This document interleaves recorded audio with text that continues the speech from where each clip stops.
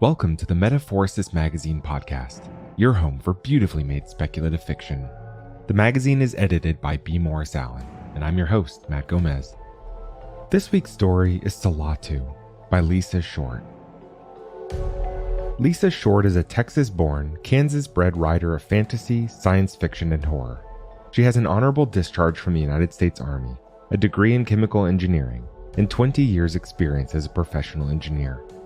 Lisa currently lives in Maryland with her husband, youngest child, father-in-law, 2 cats, and a puppy.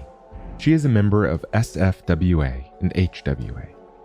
Find her online at lisashortauthor.com or on Twitter at Lisa_K_short. Let's jump in.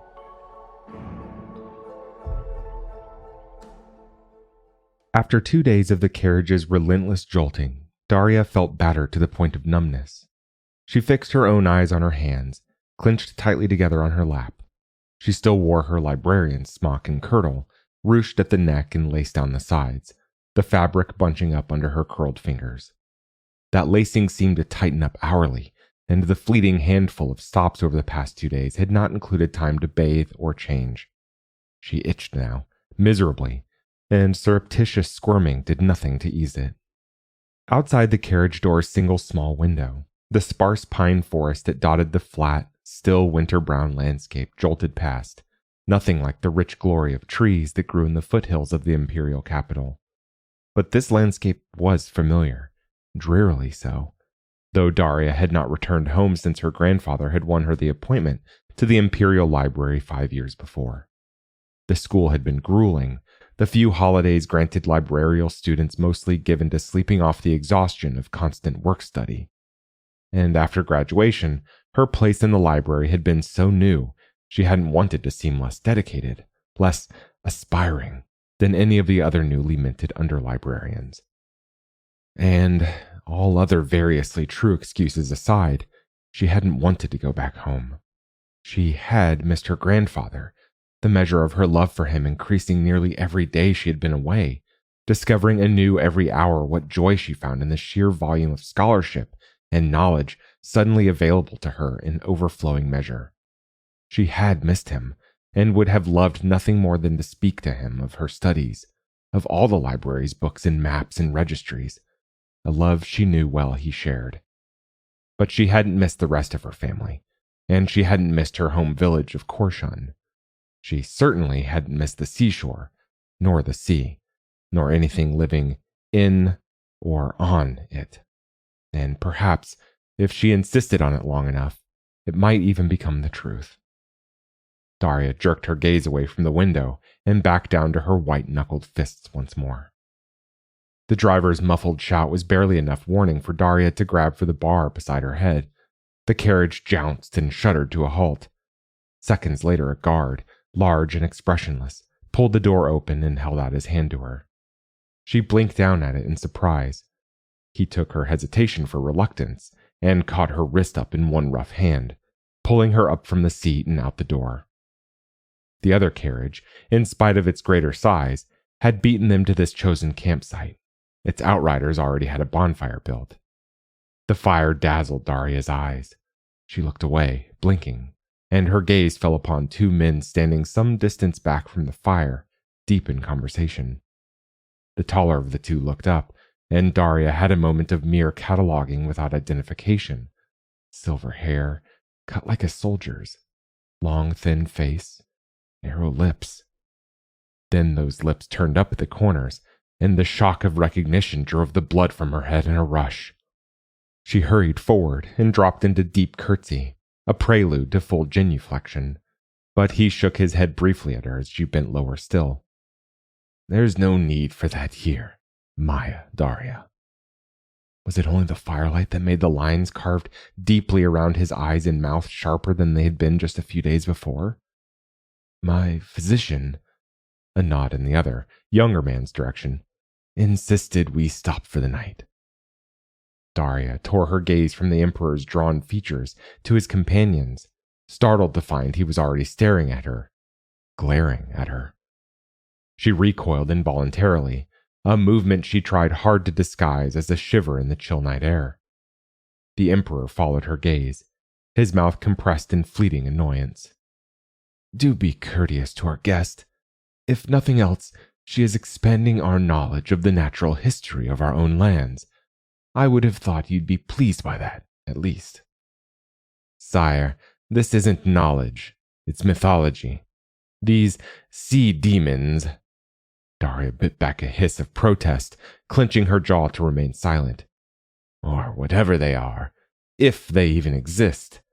Sire, your own reforms, the medical colleges you created in the first years of your reign, a half-century ago, were designed to eliminate the charlatanry and, yes, dangerous ignorance of these backwater beliefs.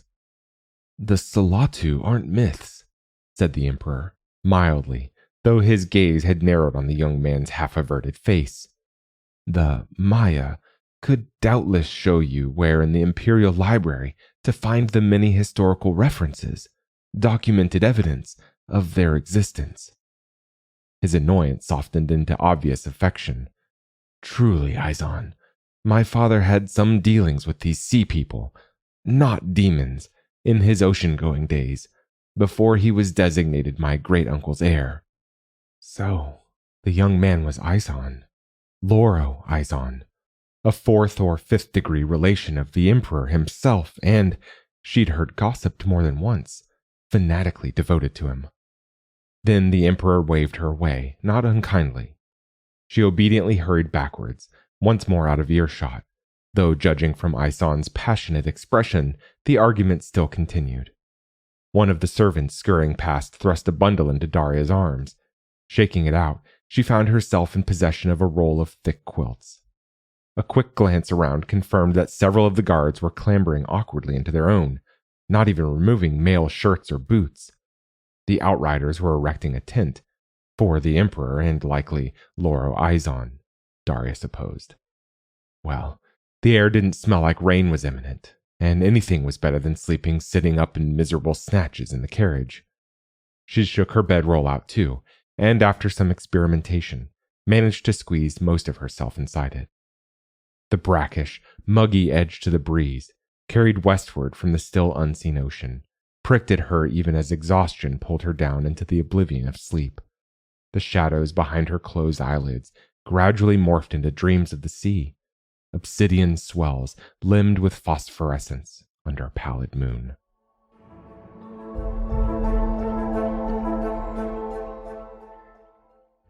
Daria had been 7 years old the summer the Salaatu had come to Korshun. She'd been playing near the shore, hot and listless. She had heard them before she'd seen them, a singing like the ocean wind blowing over the shells the queen conchas left scattered along the shoreline.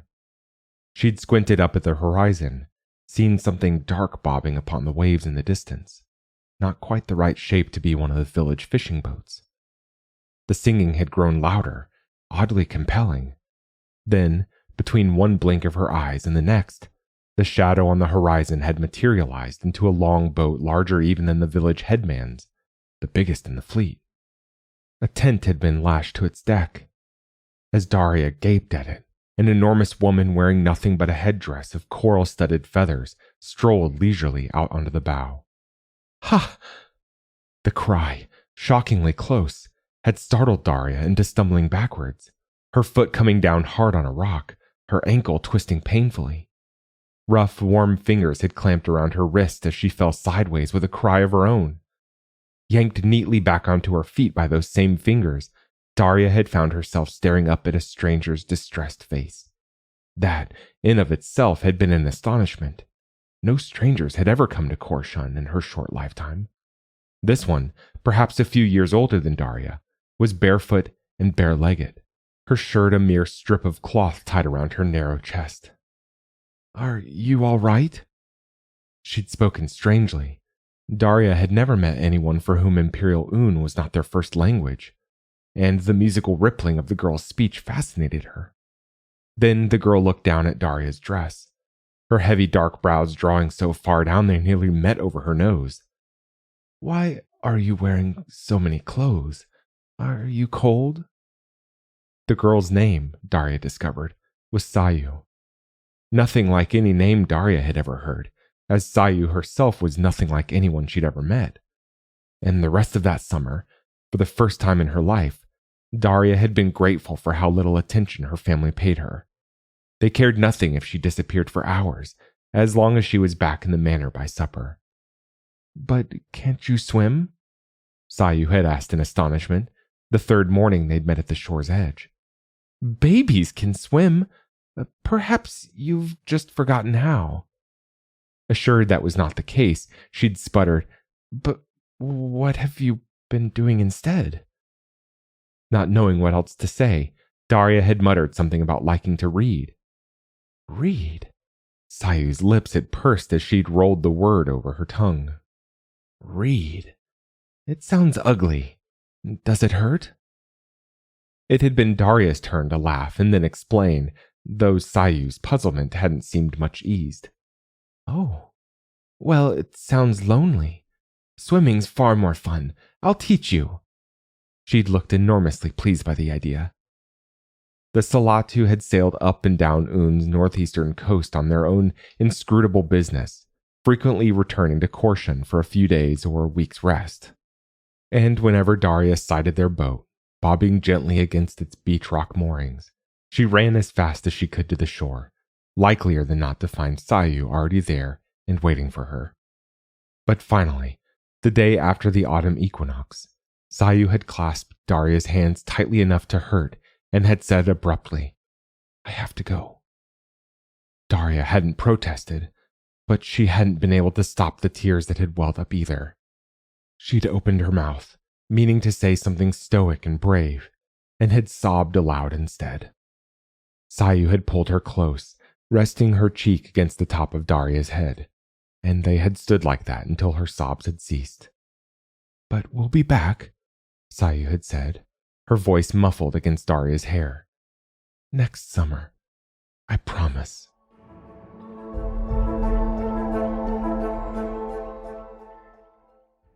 Daria awoke to something poking her shoulder. She pried her eyes open, squinting in the dull gray light of dawn, to the unwelcome sight of a guard crouching over her. "We're leaving," he said flatly, and withdrew as soon as it was clear she'd understood him. The sparse scatter of trees outside were thickening, the ragged evergreens now interspersed with fatter, paler trunks, lightly dusted with the first leaves of early spring. Home. Grandfather.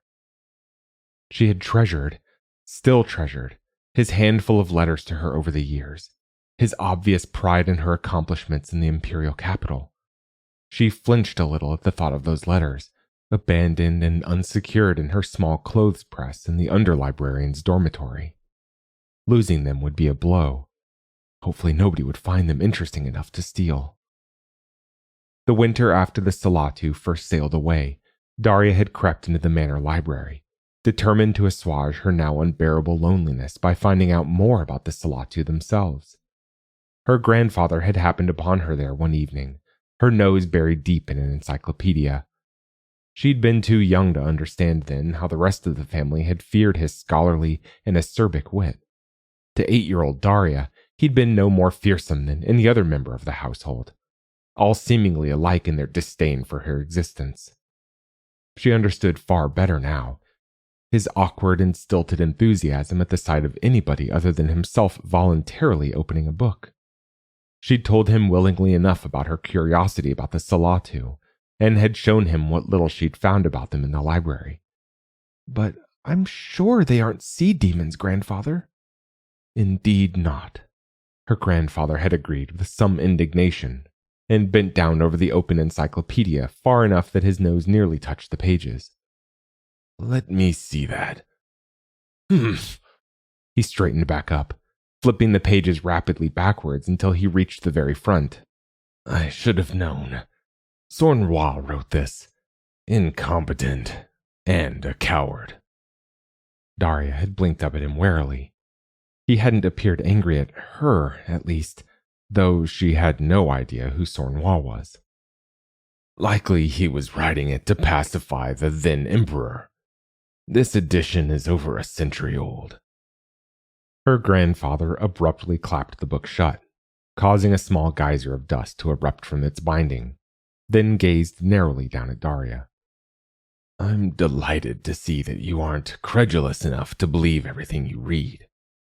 He paused. "And that you chose to try to find the answer to a question about the natural world in a book." He'd seemed to be waiting for a reply, so Daria had gathered up her courage and ventured, I do like books, grandfather, but—" She did her best to ignore the beginnings of the lowering frown on his brow, because she really did want to know. "How do you know which books to believe and which not? If you want to know something—" His eyebrows lifted, erasing the frown lines as if by magic. Daria, who had been quailing inside. Questions were generally not encouraged, at least not her questions and not those put to an adult of the household, was heartened by the sudden gleam of warmth in his dark eyes. "Now, that is a question of worth, granddaughter." She startled a little.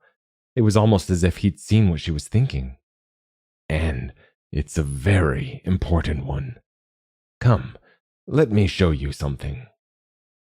He had gone on to show Daria a great many things, not only the marvelous stories hidden in his books, but the science of the books themselves, how they came to be written, how to understand the meaning beneath the obvious words, how to search for additional books to verify or refute the contents of any other. Her grandfather's library, it had turned out, was as full of joyous surprises as the summer had been with Sayu. Daria's first sight of the village outskirts now, through the carriage window, made her stomach clench tight.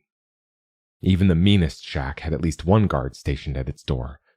Unable to help herself, she glanced up at the manor house looming silently atop its hill. Guards manned both front doors, and likely were standing at the postern gate as well. Her gaze darted to the grounds. Yes, she could still see the faint, blackened remains of the old stillroom. Her grandfather had refused to rebuild it there, had insisted on moving the new stillroom to its own building, completely out of sight of the manor. She had heard him shouting at her mother one night as she lay sleepless in her bed, racked with the pain of her burns. Her grandfather, who had never before raised his voice in her hearing. But there was no reason to suppose that all the manor's inhabitants weren't perfectly all right. She understood why the Emperor would want to keep his presence, and especially his purpose, an absolute secret. The fact that he was taking such pains to keep everyone ignorant of what might be happening outside their homes was evidence enough that he intended them no harm in the long run. Once again, the Emperor's carriage had outpaced hers. After they'd jolted to a halt, the stone-faced guard from the day before escorted her straight to the Emperor's tent. Once inside, Daria curtsied, darting lightning-fast glances at the Emperor's face to gauge whether he wanted her to skip full genuflection once more. It was still rather unreal to be standing nearly within touching distance of him, close enough that the scent of his cologne tickled her nose, to see the shadows like bruises etched deep beneath those ostensibly friendly eyes. "So, Maya, how do we contact the Salaatu?" Daria took a deep, fortifying breath. "We don't.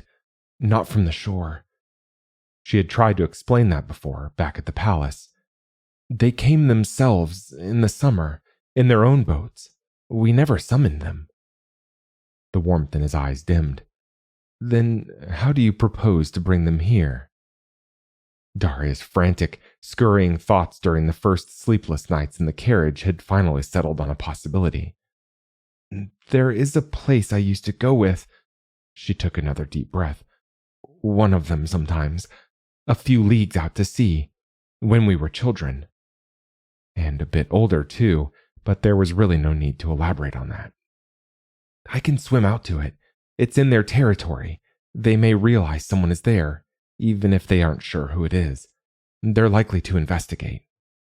Eventually. Well, it was the best idea she'd been able to come up with. Swim out to it? By yourself?" The Emperor's face had gone very still.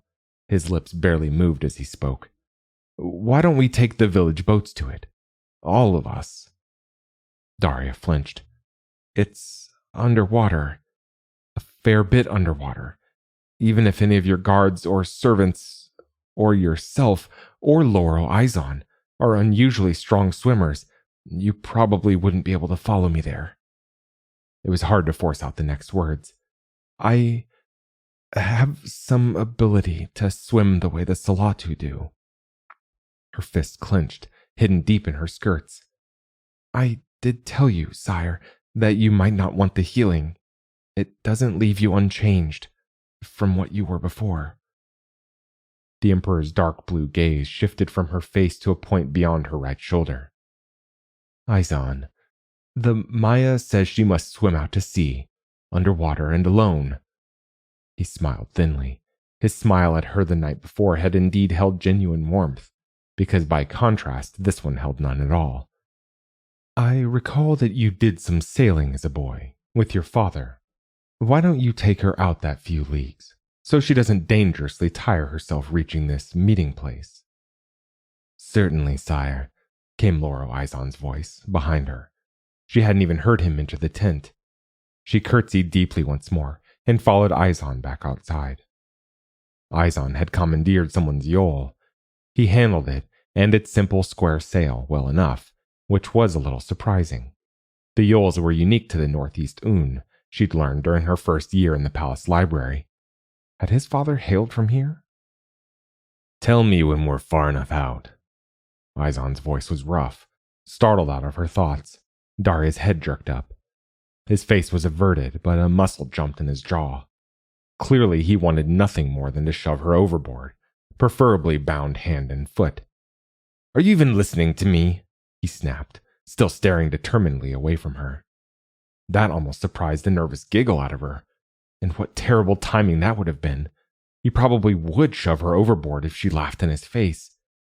Yes, I'm sorry. Yes, we're out far enough. Izon lashed the sail down firmly, locked the yawl's single-wide oar into its ring, then turned around to look her full in the face. Who paid you? The words made so little sense that for a moment she almost thought he wasn't speaking to her at all. But they were quite alone in the tiny yawl, the calm sea stretching out for leagues in all directions, save for the now distant shore. What? Who paid you to carry this tale to the Emperor? 2 spots of color burned high on his cheekbones. He was fairer than the Emperor, than Daria herself, fair enough for his temper to show through his skin. Was it one of his daughter's husbands, or a great-nephew? You should know they have no care for the tools they use. They're far more likely to discard them than reward them, once their purpose is served. If this is as ridiculous a story as I think it is, I recommend you drown yourself down there before coming back to shore empty-handed. And if you don't come back, don't doubt I will look for your body. And if I don't find it, you'd best not show your face anywhere in the Empire. I will find you. Speechless, Daria stared back at him. There was nothing more she could say in the face of such seething hostility. It didn't matter that she herself hadn't been the one to carry the tale of the Salaatu's healings to the Emperor. She'd even downplayed every aspect of it that had reached the Emperor's ears, as far as she had dared without causing offense to him, who had been so desperately delighted to hear it all. Daria inhaled deeply. Izon shifted back, shoulders stiffening, but she only exhaled hard, then inhaled again, then a third time. His eyes widened, as blue as the Emperor's, the rich, deep color of her summer sky and evening. Those eyes were the last thing she saw as she squeezed her own tight shut and thrust herself off the side of the yawl and down into the dark waters. The shock of the frigid water was painful, and the rushing roar of bubbles around the deep impact of her body deafened her. She sank quickly, the weight of her now soaked smock and kirtle, underlinen and boots dragging her down far faster than she could have swum alone. She began to struggle out of her clothes, shoving the sodden handfuls down and away as fast as she could. With nothing but her boots left in her hands, her descent slowed to almost nothing. She was deep enough that the daylight world above had shifted into an eerie dimness. She could just make out the bottom of the yawl far above her head, barely the size of the pad of her thumb. She tilted her head down, to look at the pale brown of her arms and legs that were slowly acquiring a smooth, reflective sheen. Her braids waved gently as she drifted in the twilight haze, the weight of the water an implacable cocoon around her. But she couldn't stay there forever. As weirdly comforting as it was, the tightness in her chest, the need for fresh air was growing more urgent. She closed her eyes again and focused on the nearly imperceptible shift of tide and temperature rolling over her, as Sayu had taught her to do all those years ago. Yes, there was the current that led to the caverns honeycombing the beach rock, scattered across Korshun's inlet. Daria quickly discovered she was no longer as hardy and limber as she'd been as a girl. Her muscles, all of them, were burning after a mere 10 minutes of steady swimming, and the starved sensation in her lungs had become torture. She whipped her head around, back and forth, searching with eyes that saw more and more clearly the longer she remained submerged. There, that deep wall of shadow just ahead. Daria dove deep, swimming hard, and reached the familiar, seemingly unbroken mass of rock below the shelf, just as she thought her lungs were going to burst. She scrabbled at it, awkwardly pulling herself up hand over hand until her fingers abruptly broke through into empty air, then frantically paddled the last few feet up. With a desperate surge of strength, she flung herself up over the shelf, head and shoulders finally breaking the surface of the water. The stone was icy against her bare flesh, gouging into her as she wrenched the rest of her torso atop it, dragging her shaking legs up after her. She rolled over onto her back. For a long, terrible moment, it was as if she'd forgotten how to breathe.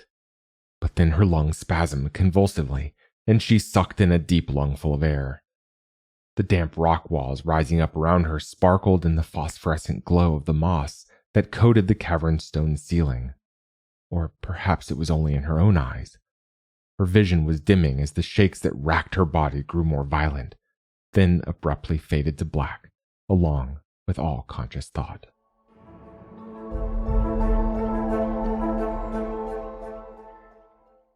Daria regained consciousness slowly, drawn by a pervasive feeling of warmth.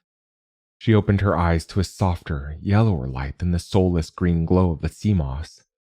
Someone had built a small fire near the edge of the shelf she'd so laboriously pulled herself upon. Her vision blurred, cleared, then blurred again. She rubbed her eyes, wincing at the bite of salt. Her head throbbed sharply as she levered herself up onto one elbow. A shadow blocked the firelight. She flinched back, then stilled, eyes opening wide at the sight of a face she hadn't expected to see again in her lifetime. Though she wasn't sure why she hadn't thought Kel might be the one to come. Perhaps she hadn't really believed anyone would come at all. "Thank you," she said, then spat to clear her mouth. "For the fire."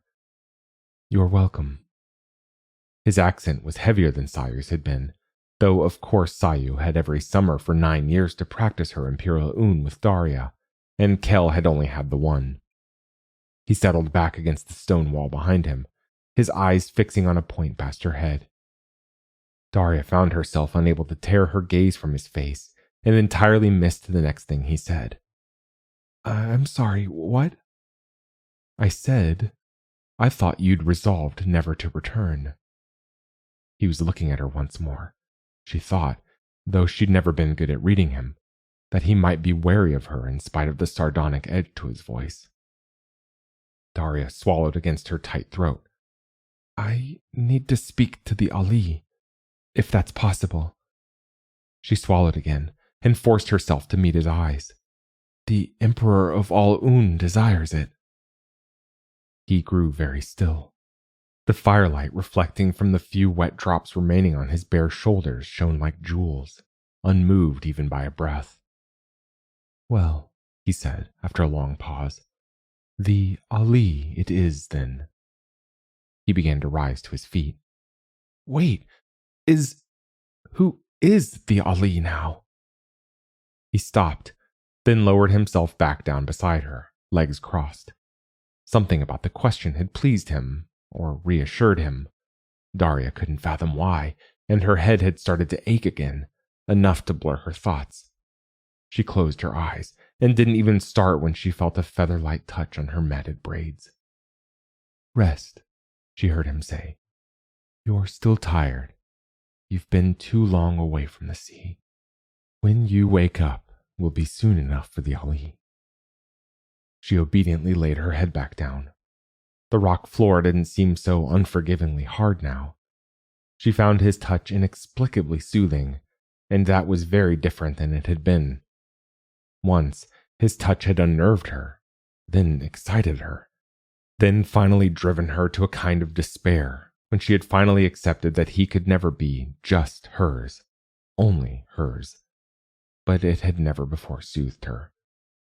Exhaustion, or simply the slow march of time across the years, and leagues of hard, dry land that had separated her from him.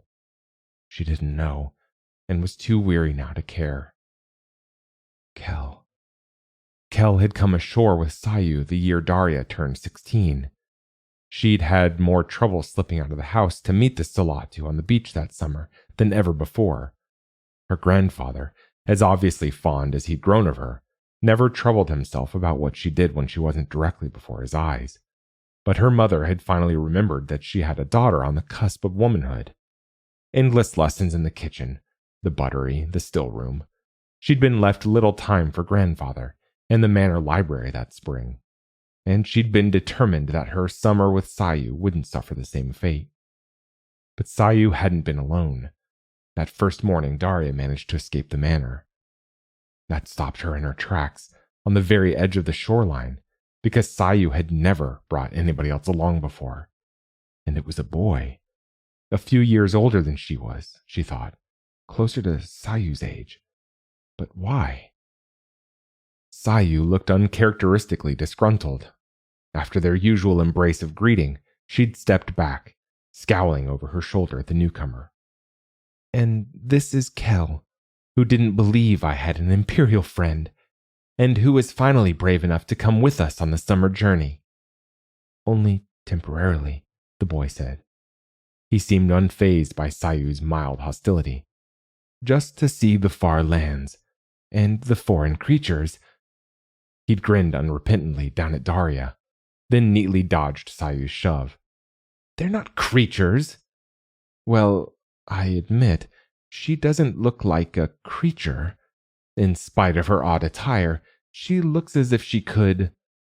He hadn't dodged quickly enough a second time, and ended up sprawled on the ground, laughing up at them both. He hadn't come ashore every day with Sayu, but he had more often than not.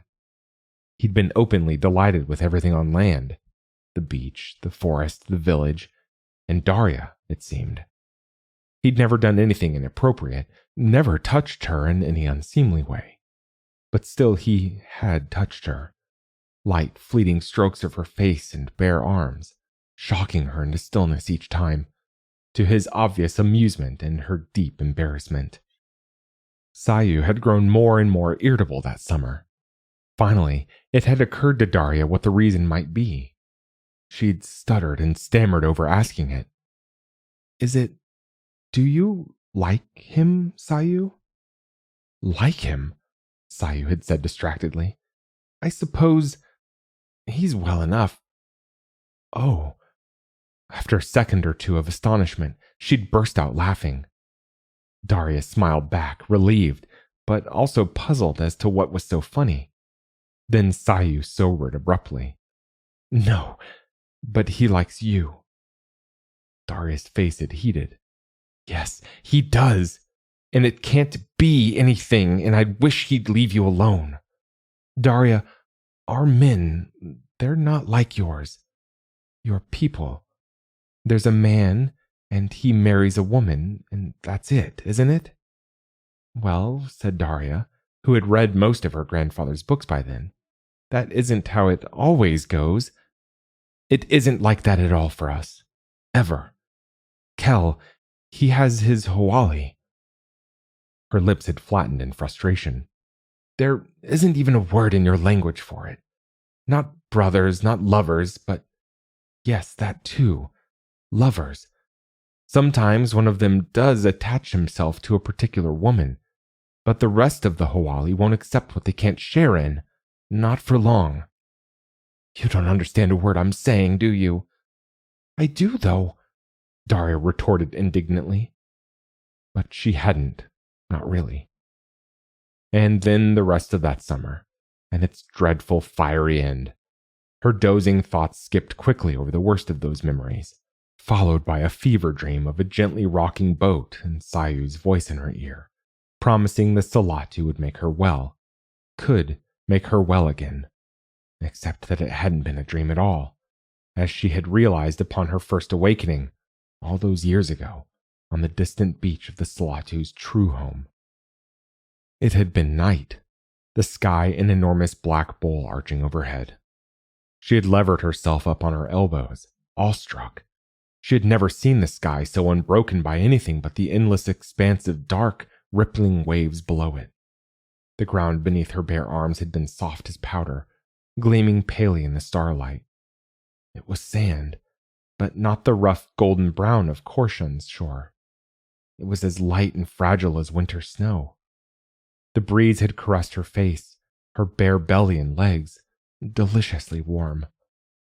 She had started to sit up, suffused by a sense of well-being so overwhelming that she nearly laughed aloud from the joy of it. Then she'd stilled as a dark silhouette rose from the surf lapping gently against the shore, shaking a silver-black spray of water from his long, fair braids. Kel. She'd looked down at herself again, in sudden terror, but the burns were gone. Her skin as smooth and clear as a baby's. The pain was gone. The relief of it rolled over her in a wave of pleasure, an almost physical caress. And when she looked up again, she found Kel had stepped ashore and was gazing back at her, for once without a smile. She'd shifted her weight to begin to stand, delighting in the effortless movement of her body, and then had stopped in startlement as a familiar hand had clasped hers. Wait, Sayu had whispered into her ear. Had she been there all along? But I feel newborn, Daria thought. I feel like I could do anything I wanted now. Our people are very different. Sayu's grip had tightened. And yes, you're different now too, but not inside, not in here. And her fingers had lightly brushed Daria's temple. Daria started awake. The Salaatu's beach was gone, replaced by the damp, ugly cavern walls, though it wasn't Kel beside her now. A woman bent over her instead, thick black hair cropped short, cropped for the Ali's headdress, though she was bareheaded now.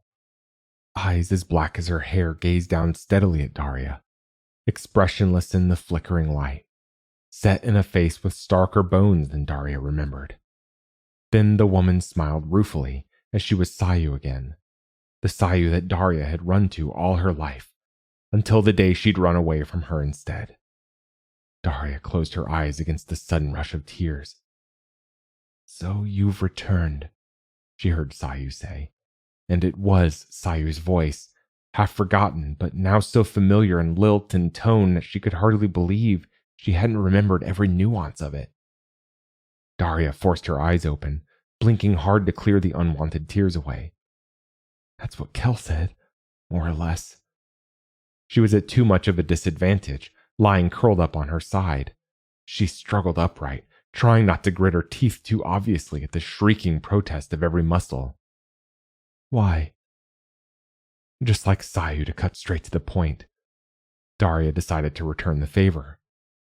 The Emperor wants to meet you, she said, and lifted her gaze up to meet Sayu's once more, and surprised a fleeting look of shock lifting her heavy dark brows. He's ill. As little as the Emperor wanted that fact bandied about, there was certainly no reason to not say it now, here with Sayu. So? I'm sure the Emperor of Oun has 12 physicians, or perhaps 100. What has that to do with us? Sayu was fully back in control of herself now, the gleam in her eyes only ironic. What has that to do with you? He's dying, said Daria starkly. It was harder to say aloud than she had realized it would be. It was nothing anyone had said openly in her hearing, and in fact would never have dared, not if they had wanted to go on living themselves. I don't know of what. I don't even know if it's something you could heal him of. It isn't just old age. He is old, of course, which also might pose some difficulty. Sayu waved that away, gaze intent. And so you approached your emperor with a fantastic tale of my people and our great and terrible magic. No. Daria jerked her face away and stared at the pitted, muddied wall behind Sayu's head. The light of moss was washed out by the firelight, rendered dull and ugly in the sputtering flames. I wouldn't have told him. It would never have occurred to me to tell him. I barely even knew he was ill, much less anything else. Hardly anyone does. She sucked in a deep, shuddering breath. I got drunk one night a few months ago. It was impossible to explain why. She hardly knew it herself. She had never taken too much wine before in her life. She'd been restless, perhaps. More and more restless. Her librarial studies had satisfied some part of her, the part she had always thought of as the most important part. She had been unused to having time on her hands, as she sometimes found herself having since graduation. There was someone I was interested in. I doubt he'd had any real interest in me, of course, at least before that night. We were all drinking together, and somehow he and I ended up in a corner alone, and I told him not the entire story, or even much of any story at all. She trailed off, barely able to speak for shame. Of course I know why he seemed so fascinated now. He was the son of a high-ranking imperial courtier. He must have known something, overheard something of the emperor's illness, and how all conventional treatment seemed useless. Any chance of a cure must have seemed worth the chase to him, and after all, what did he have to lose by it? So, he began to pursue me. Lightly, casually, yet with enough of an appearance of real engagement behind it that she had fallen for it, like the most unutterable fool. He managed to pry rather more details out of me after that, and then he went to the emperor. The silence that followed was quite miserable, at least for Daria. I see, she heard Sayu say, finally, but she heard no anger in that voice. Startled, she met Sayu's gaze once more. Well, it wouldn't be an entirely bad thing to have Imperial Oun in our debt. Sayu's lips were faintly curved. Perhaps I should thank you. Daria's own lips parted. Her what? Had no breath behind it, but Sayu understood it well enough. Let's also say I think I owe you this. For if your emperor's not healed, it won't go well for you, will it? She read the answer in Daria's expression. So. Sayu rose with effortless grace from her crouch, strong, slim hand locking around Daria's wrist and pulling her up to her feet as well, steadying her so she swayed a bit. My mother warned me not to fool around with the Empire all those years ago, you know. I defied her. For you. I let Kel indulge himself with you. You tried to warn me. Not warn her that Kel would never love her, no, but that no man of the Salaatu could ever love only one woman, could ever love anyone alone without his Hohali. And she hadn't understood anything until it was too late. Not hard enough, because I did want you to stay with us. She squeezed Daria's wrist lightly before letting go. Come on, let's see what we can do to salvage this. Daria wondered what they thought, the Emperor and all his men, when they spied the Salaatu fleet on the horizon. She didn't know, because she kept her head firmly down and her eyes on the slick, dark wood between her bare feet, gripping the edge of the lead boat with white knuckles. No single trading boat, this. The Salaatu had come in force, a small force compared to the full military might of the Empire, but still carrying a good 3 times more Salaatu than the Emperor's entire camp of followers. Daria finally dared to peek upward, as the handful of Salaatu who had jumped easily overboard ran the lead boat to ground. The Emperor and Loro Izon stood surrounded by the guards and outriders, their finery strangely artificial looking under the bright, featureless glare of the overcast sky. Sayu had donned the Ali's fantastic headdress of coral and feathers, and a woven cloth shift that fell halfway to her knees to appease imperial sensibilities. She graciously accepted the helping hands of her crew as she stepped down onto the beach. Daria felt clumsy as a bear clambering down behind her. Certainly now was the time for full and formal prostration. The tension emanating from the Emperor's guards was nearly palpable. Daria pushed her way forward and edged around Sayu, who stood proudly in front of the phalanx of Salaatu. The sand was icy, 1,000 tiny sharp knives cutting first into her knees, then into her thighs, belly, and chin. She'd had to borrow one of the same thin shifts Sayu now wore, leaving far too much of her skin miserably bare to the elements. "Sire," Daria said into the sand, muffled but determined. "As you've ordered, so I've done. The Salaatu Ali Sayu stands before you." Sayu had been quite explicit in her refusal to prostrate herself before Imperial Oun. A long, thick pause then. "Rise, please, Maya." The Emperor's voice was noticeably hoarser than it had been before. Surprise, or yet another turn for the worse of his health? Daria pushed herself to her feet and fixed her gaze on the Emperor, who thankfully had no attention left to spare for her. The deep mahogany of his flesh had an oddly chalky cast to it, only emphasized by the bejeweled glory of his court dress. The sleeves of his ornate robes trembled. Fingers bit into her arm, nearly startling a shriek out of her. Izon was staring down at her with slitted eyes, his mouth barely more than a line bisecting his rigid face.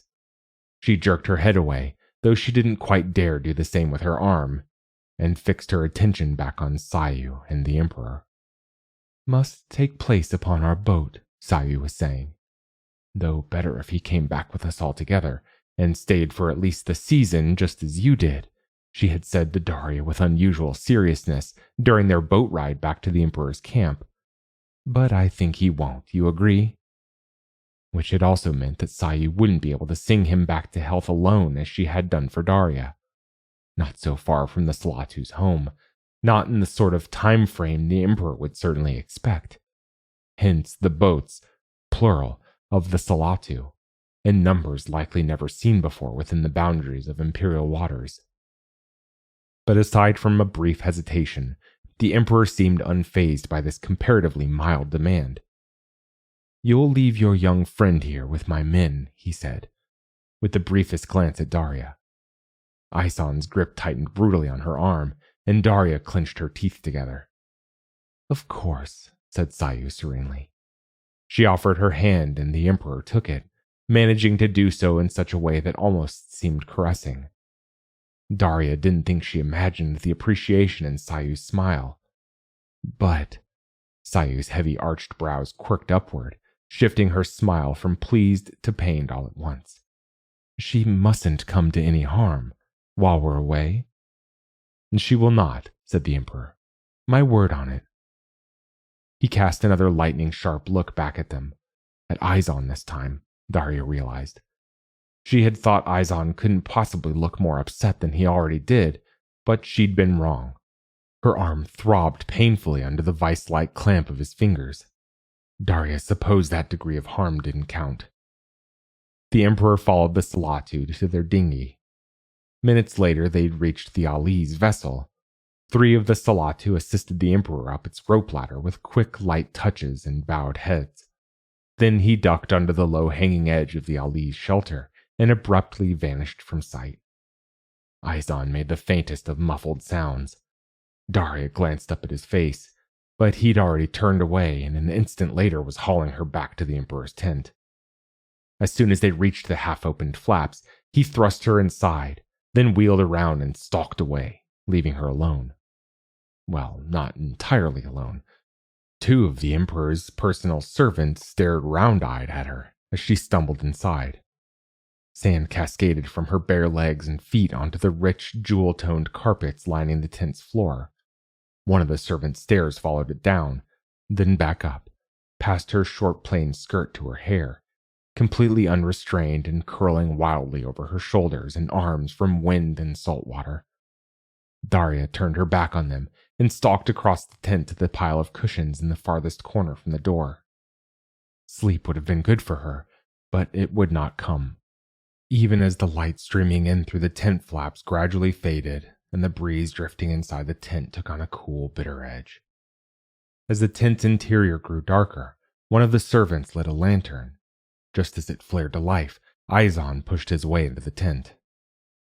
"Out," he said flatly to the servants, who fled without so much as a murmur of protest. Daria recoiled as he strode across the tent and crouched down in front of her, close enough to touch. "If the Emperor doesn't come back out of that boat at dawn, entirely in one piece and at least as healthy as he was when he first stepped aboard it, you won't die quickly." Daria was genuinely afraid of the Emperor, whose power over her very life was both whimsical and absolute. She had been genuinely afraid that the Salaatu wouldn't come to her in the cavern, but she couldn't fear any such impossible scenario as Izon was clearly imagining, though at least the reality of their existence had clearly freed him of any conviction he'd had before that she was the agent of some ambitious imperial relation. "He will," Daria said, spurred into unwilling sympathy for his obvious misery. Why would they hurt him? What could they possibly gain? The might of the Empire would grind them to pieces if they ever dared show their faces anywhere along the coast of Oun ever again. "You and they are using him. Using a great man's fear of the only enemy he can't defeat by his strength of will alone." The injustice of that was the final straw. Daria's temper, usually mild, had been sorely tried by the events of the past week, and it abruptly snapped. She surged to her feet, kicking the muffling cushions aside, and glared at him. Oh yes, they're using him. That was their plan all along, when they encamped themselves outside his throne room and forced their way into his presence. You were a far more effective messenger. I wasn't any kind of messenger at all. I never wanted to tell His Imperial Majesty anything. I had never so much as spoken to him before. And that's what made it all the more effective, Izon ground out. A whisper, a rumor to amuse him, about some girl nobody knew anything about. Carried by a son of the Chancellor himself. Daria couldn't help her flinch, or the heat that flooded her face, though if anything it made her even more furious. Yes, I was a fool to say anything to anyone. You can't possibly despise me for that more than I do myself. That part of her that Kel had so thoroughly awakened all those years ago, somehow escaping the iron control she'd kept it under ever since. You can't think that this is what I wanted to come of it. The harm this journey alone has caused him. Then perhaps you should have done a better job of healing him yourself, physician, she snapped. Then he wouldn't have been tempted to resort to this charlatanry in the first place. Izon took a single step toward her, his fists clenched, one rising, but Daria was in no mood to indulge him now. The Emperor's word, she hissed, and he recoiled as if she'd struck him instead of nearly the other way around. His fist dropped back to his sides, and anger, and perhaps shame, reddened his cheeks, leaving the skin around his mouth white. Whatever lies you told him to convince him of this folly, I only ever told him the truth. Perhaps he is a great man, far greater than you, and knows it when he hears it. A sob, harsh and ugly, tore itself out of her throat. She'd started to cry and hadn't even realized it. I can't prove the healing. They did far too good a job of that. But I can prove to you the price of it. You'll need to know anyway, as the Emperor's physician. Her voice dripped scorn. Take hold of me, and pinch my nose shut and cover my mouth.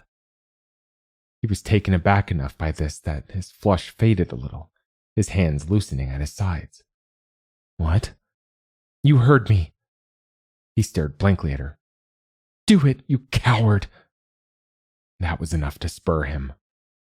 Daria barely had time for one deep breath before he gripped her shoulders roughly, then whirled her around and slammed her back against his chest. His fingers clamped down over her nose and mouth, as unyielding as steel bands. Her lungs spasmed as the shock of impact tried to force a gasp out of her, and for a long, panicked second, she thought that perhaps she couldn't do it after all, here on dry land. The change had been easy and painless after she jumped from the Yole. Her body, cradled in the deep, implacable grip of the sea, had simply responded to its natural element. But now, her lungs spasmed again, then abruptly settled. She relaxed back against Izon, her pulse slowly subsiding in her own ears as her vision began to blur. The seconds ticked past, then a minute, 2 minutes. Her skin grew slick as oil against his hands, wrenching a revolted grunt from him, but his grip didn't loosen. 3 minutes, 4 minutes, 5, 6. By then, even with her lack of physical exertion, she could feel the first faint burn of starvation in her lungs. Then he released her. She turned slowly around to face him, gazing up at him with eyes she knew looked utterly inhuman, unbroken ovals of shining pearl like a queen conch's inner shell. Izon took 2 careful steps away, his own eyes wide and unblinking on her face. She looked back at him for several seconds, still utterly unbreathing, then gently, deliberately inhaled. "You see," she said.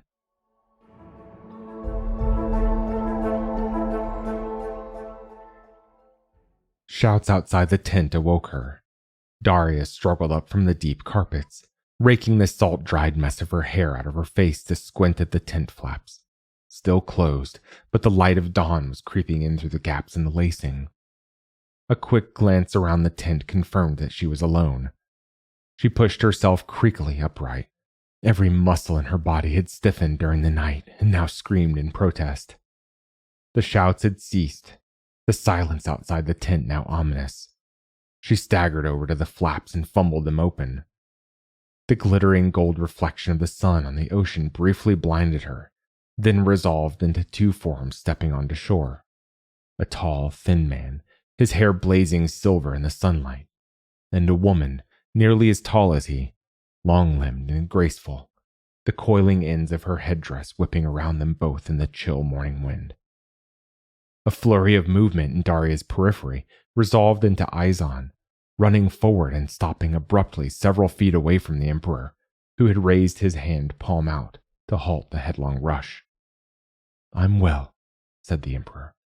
His voice was strong, resonant. The same vibrance that newly infused his voice had infused his face as well. He might have been a man in his 50s, not his 70s. "Izon." The last word was strangely tender. The rising sun shone mercilessly down on Izon's face, now wet with tears. "Let me examine you, sire," said Izon. "Please." The Emperor smiled faintly. "Of course." He released Sayu's hand. Sayu was looking at him with an expression Daria found very difficult to read, because she could not believe it. The Emperor and Izon headed for the tent.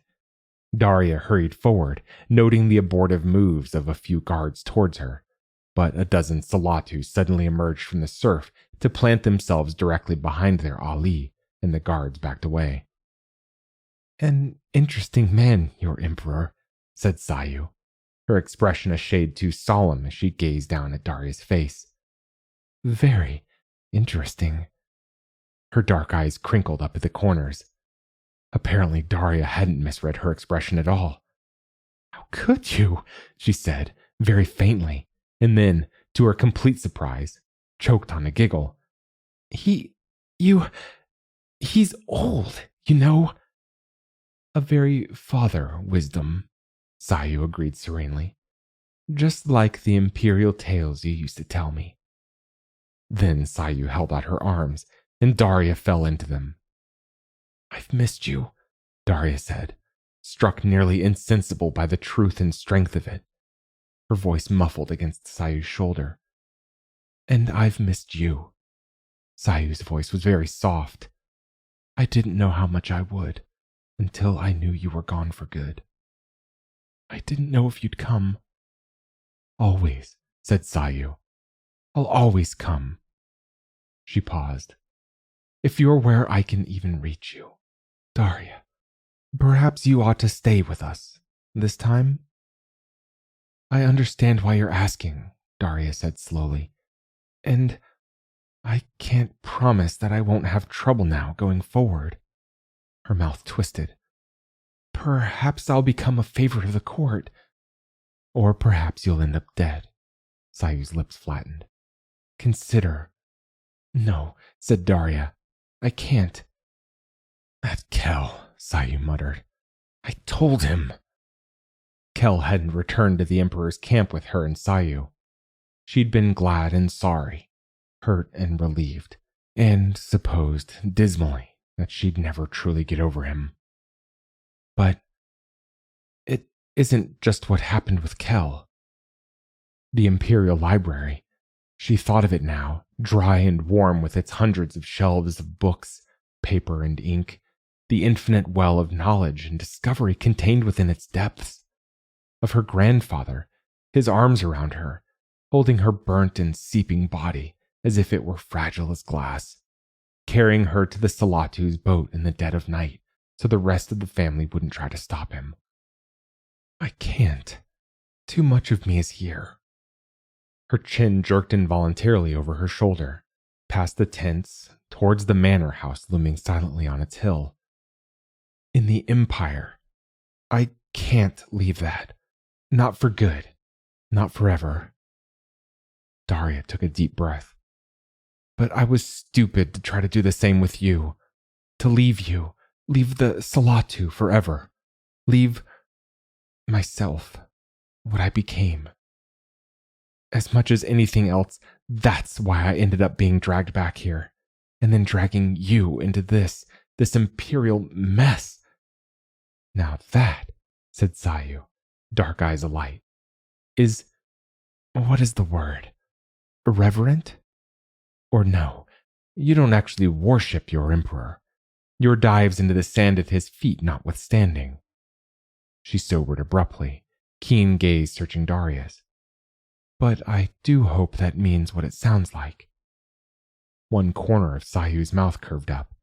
"Because I may have suggested to him that he should return here himself every year or so, just for a brief visit, just to monitor his continued health, and that he should also perhaps bring someone along, someone familiar with my people, when he does so." Daria's lips parted, but no sound emerged. Could it be that easy? Could she return every year with imperial favor, even approval? She thought of Izon and shivered involuntarily. She didn't think he at least would let everything go, let bygones be bygones, but he would never oppose the Emperor's will. She was sure of that. Sayu nodded once, sharply, then gave Daria's shoulders a final squeeze before she released her. Daria stepped back as Sayu turned away and waved her Salaatu into their dinghies. They all rowed out to the Ali's vessel. She watched the smaller boats flock to its side, like chicks to their mother. Then the broad triangular sails caught the sharp morning wind. The forest of oars splashed down and churned, and it surged away, a rapidly shrinking silhouette against the risen sun. That was Salaatu by Lisa Short. Thanks for listening. If you enjoyed this episode, we'd love it if you'd leave us a 5-star review on Apple Podcasts, Spotify, or whatever platform you listen to us on. Or, better yet, share the magazine and podcast with a friend. If you'd like to listen to more speculative fiction, visit us online at magazine.metaphorosis.com or on Twitter at MetaphorosisMag.